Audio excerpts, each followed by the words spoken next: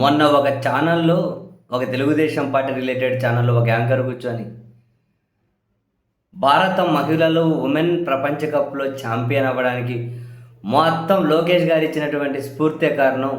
మొత్తం entire women క్రికెటర్లందరూ కూడా ఆ విషయం చెబుతూ ఉన్నారు. లోకేష్ గారి స్ఫూర్తితోనే ప్రపంచ కప్ గెలిచాము అని.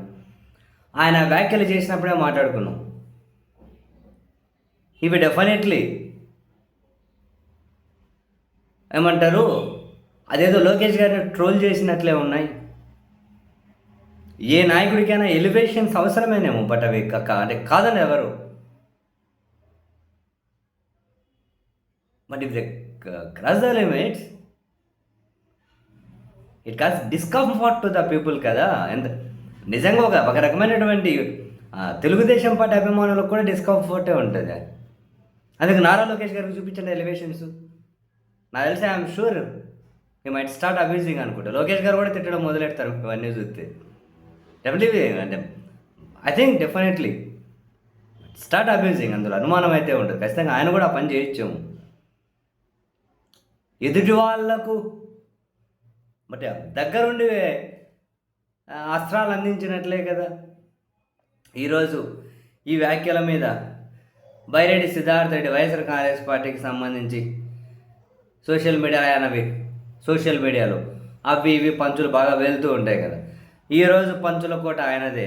దీని మీద కూడా వరుస పెట్టి పంచులు చూడండి ఆయన ఎట్లేసారు. గొప్ప విషయం ఏమరా అంటే అన్న, లాస్ట్ ఒక నెల రోజుల నుంచి మన రాష్ట్రంలో చాలా అద్భుతాలు జరుగుతున్నాయి. మొన్ననే మొంతే అని ఒక తుఫాన్ వచ్చింది. చంద్రబాబు నాయుడు గారు చాలా చాకచక్యంగా వ్యవహరించి వర్షపాతాన్ని తగ్గించి తుఫాన్ని వేరే దారిలో పంపించినాడు. అది అయిపోయిన వెంటనే నారా లోకేష్ గారు ఆయనకున్నటువంటి శక్తి సామర్థ్యాలను అన్ని ఉపయోగించి మన దేశంలో ఉన్న మహిళల్ని ఒళ్ళు కప్పు కొట్టేలాగా చేశాడు ఆయన.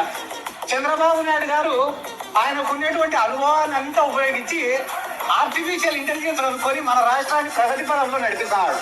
ఇది పొద్దున్న వేసేప్పటి నుంచి రాత్రి వరకు మీడియా ఛానళ్లలో వాళ్ళకి ఇచ్చేటటువంటి ప్రొజెక్షన్లు, వాళ్ళ గురించి అంత గొప్పగా చెప్తారు కదా. అంత అనుభవజ్ఞులైన చంద్రబాబు నాయుడు గారికి 5,000 కోట్ల రూపాయలు ఈ మెడికల్ కాలేజీలను పూర్తి చేసేదానికి ఎందుకు పుట్టడం లేదనేది ఈ రాష్ట్రం. సో ఇది ట్రోలింగ్ చేసేకి ఉపయోగపడుతూ ఉన్నాయి.